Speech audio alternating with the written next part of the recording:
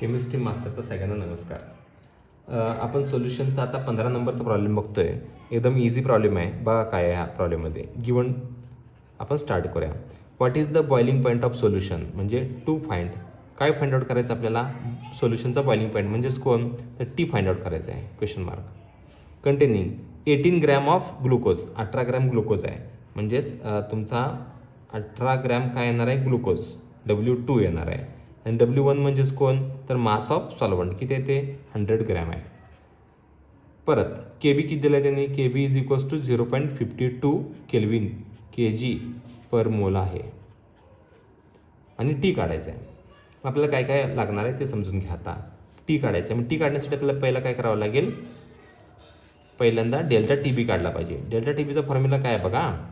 तर KB into W2 into 1000 upon M2 into W1.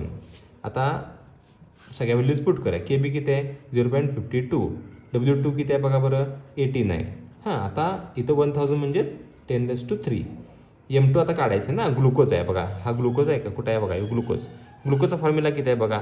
C6H12O6. मग 12×72. परत हे 12 16×96 किती होते? 180.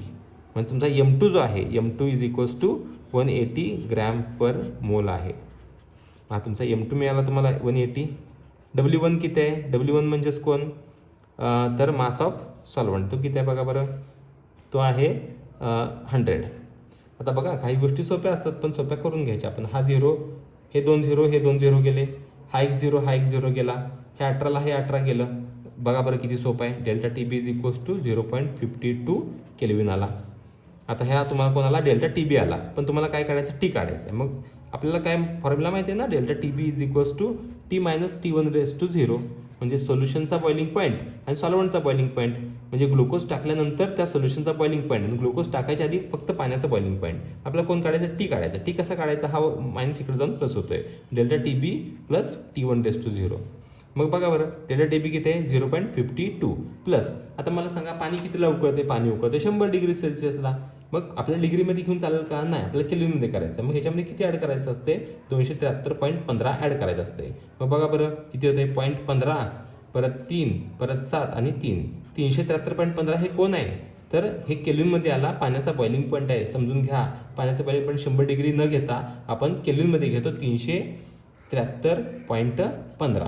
आता आपण काय केलं? याच्यात 373.15 ॲड केलं. मग बघा बरं 5 6 7 7 5 आणि 1 6.373 केल्विन. हा कोण आला? तर बॉइलिंग पॉईंट ऑफ सोल्युशन. सोल्युशनचा बॉइलिंग पॉईंट कधी पण सॉल्वंटपेक्षा जास्त असतो. 373.15 पेक्षा 373.67 हा सोल्युशनचा बॉइलिंग पॉईंट जास्त आला. थँक्यू.